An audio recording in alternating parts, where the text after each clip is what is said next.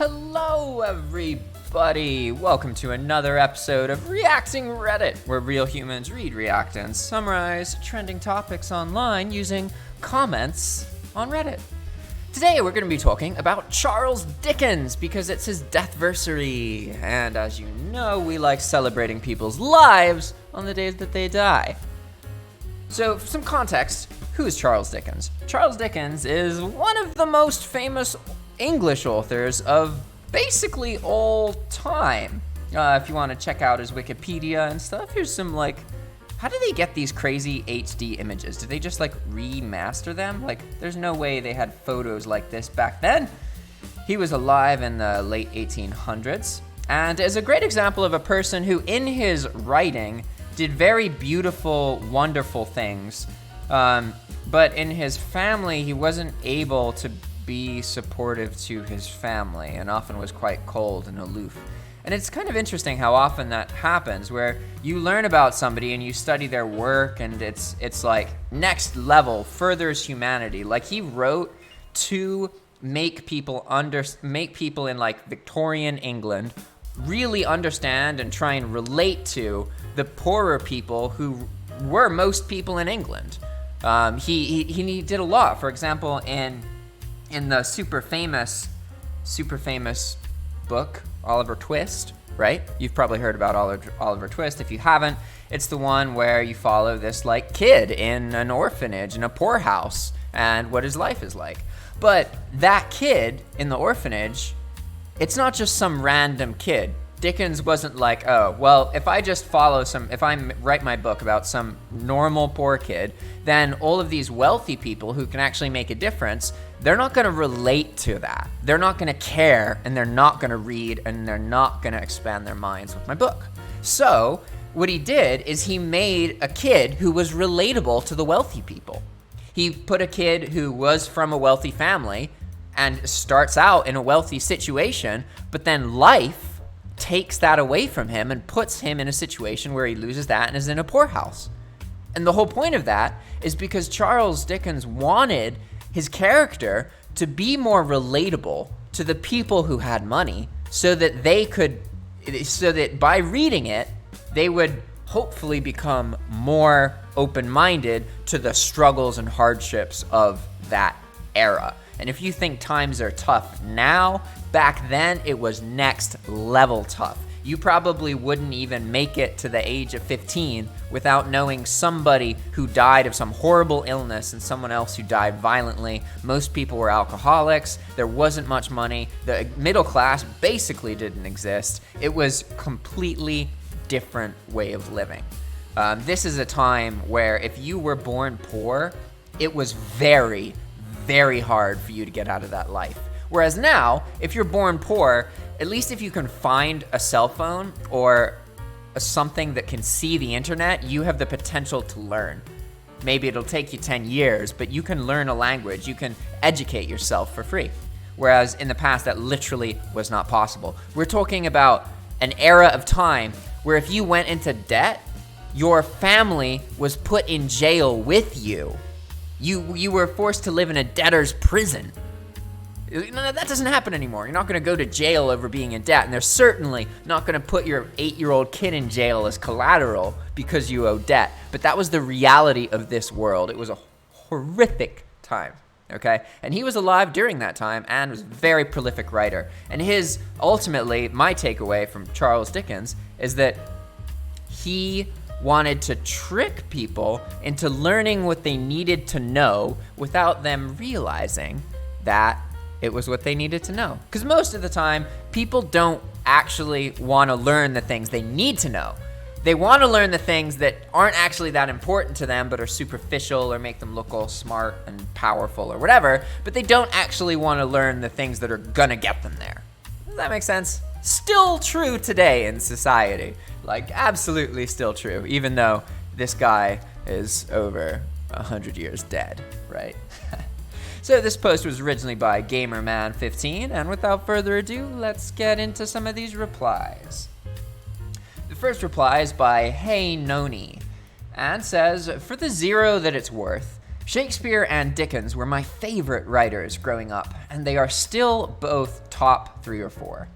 I wasn't aware that Dickens was critically regarded as a good plotter, but I absolutely agree. Lays it down like a stonemason building a skyscraper all by himself, but it holds together. Sure, there are aberrations in plot structure, as well as the wordiness you mentioned due to serialization, but I don't demand perfection in anything. And we will not talk here about such trivialities as melodrama, coincidence, sentimentality, and even a bit of cheap manipulation. We're seeing a master at work, and these are simply part of the artist's palette. Dickens told great stories, and he created great characters. Not real stories or real characters, but vivid, valid, living within the reader experiences. So inspired was he that he inspires us to create his work within our own minds. As you're reading David Copperfield, there is a world within you that you have created due to the gifts that Dickens provided you. You're sharing his world, but you've added yourself to it in dozens and hundreds of different ways, all traveling through in the direction that he set out for you. In a sense, he was such a great artist that he didn't just write a great novel, he wrote millions and millions of variations of that novel. I guess if you count his effect on people as his writing, then yeah. Painted Ruin says, personally, I would agree that Dickens is a great planner. I would also agree that he's far too wordy for my personal tastes. I'm no stranger to long books or purple prose, but when I read Dickens, as compared to Collins, Dumas, Hugo, Cervantes, etc., it feels that he writes a great deal without having much to say, whereas authors of similarly revered and wordy novels have an awful lot to impart. Gamerman replies saying, why does it feel like certain purplers, excuse the term, have more to say than others? How do you personally measure that? I've always been curious what other people view as having something to say. Valid points. TMS Bry says A Tale of Two Cities was absolutely breathtaking. I was recommended Dickens after being enamored with Les Miserables. Les Miserables? Sorry. For me, I found Dickens sets up a scene better than Hugo. Climactic passages lead you to read on, whereas Hugo's character development is so much better. Hugo's backstories of Monseigner Bienvenue, Fantine and Val Jean, I'm sorry about butchering all these pronunciations, really shows the reader to emphasize with the characters. Empathize. Slow Rain says, I like the quirkiness of his characters and his narrative style. I don't find him wordy per se, but he is more so than most modern writers. I absolutely despise his plotting though. Coincidence and contrivance are the order of the day with him. After reading a couple of his novels, I can't read him anymore. I get to the halfway point and I can start to see where he's going off the rails. It's a shame, really, because I like everything else about him. Marconis responds, Bleak House and Our Mutual Friend are my favorites. For people who associate Dickens with his earlier novels, these will show you why Kafka considered him an influence. Little Dorrit, too. They definitely have darker tones. The idea of mindless bureaucracies that crush people is present. Dickens crafts his characters with great finesse. I recall one minor character in OMF that Dickens describes as sitting twirling her umbrella, looking at the ground. And the gesture speaks volumes based on where her decisions have brought her at that moment. It's like a watercolor or sumi painter that quickly creates a gesture through a few strokes.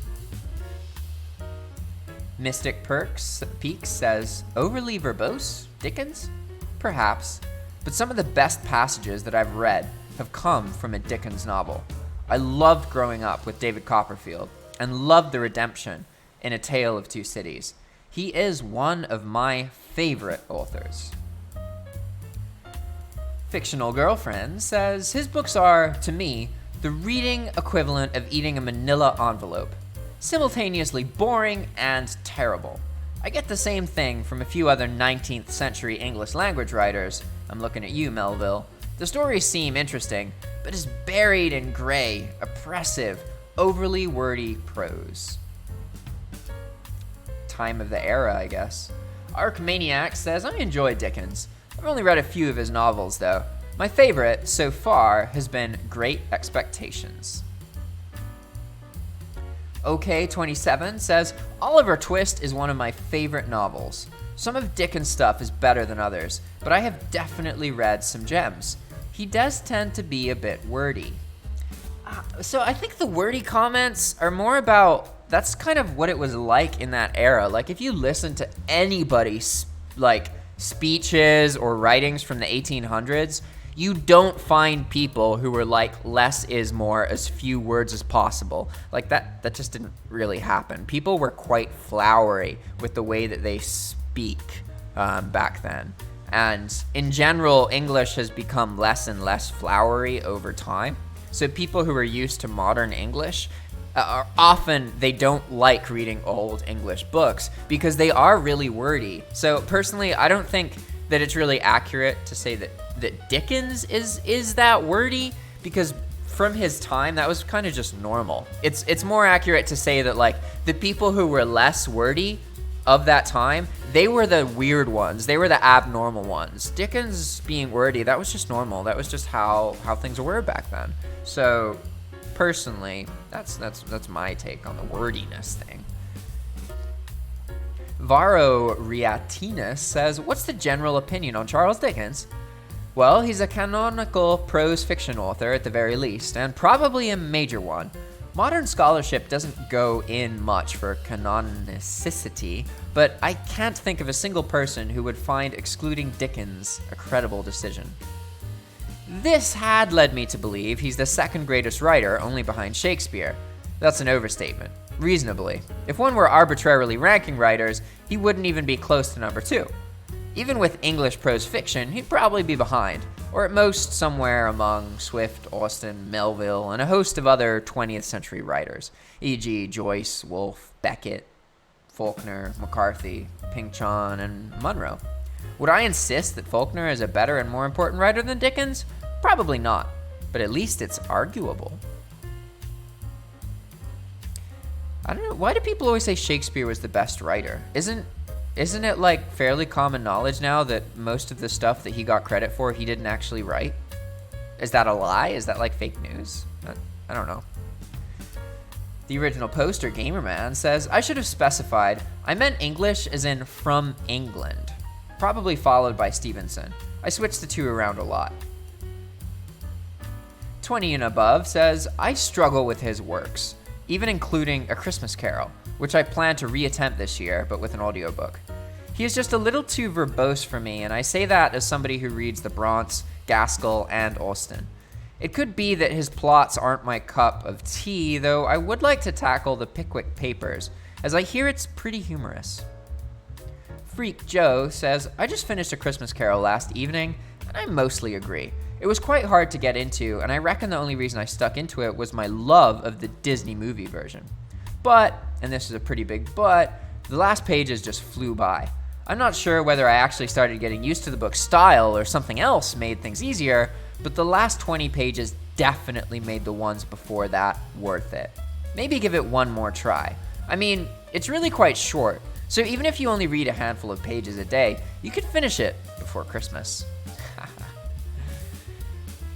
Anya Santana says, I struggled through a third of Pickwick Papers until I gave up. I found it almost impossible to read, and nothing happens. It has put me off ever trying to read Dickens again. Mama Jody says, on the whole, I enjoy his writing. I think he wrote great characters, and was actually a pretty funny guy. The AIDS P in Great Expectations is a fantastic example of both for me. Space Elmo says, awful! His characters are two-dimensional, plots are nonsensical, and subject matter grindingly boring. I have tried reading numerous Dickens novels, and he is the only author whose books I have never managed to finish. Give me another 19th century author, and I adore them. Dickens is the drain on my very soul. To end it with a quite a harsh criticism. That's funny.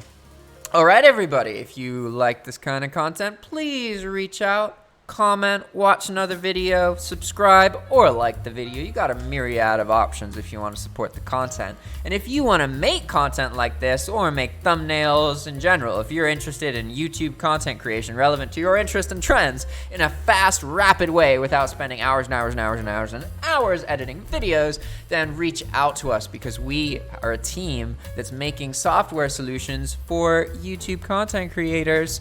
We have a thumbnail tool and this reading tool that lets you make content out of stuff you find on Reddit. And you can also do fancy stuff like, look at that, I'm taking too long. So Colbert is pointing out that I'm taking forever. And do that again. Now this little kid's pointing out that I'm taking too long with this outro. You know, we can just play random memes all we want. It's pretty cool. All right, guys, thanks for watching. See you next time. Ciao.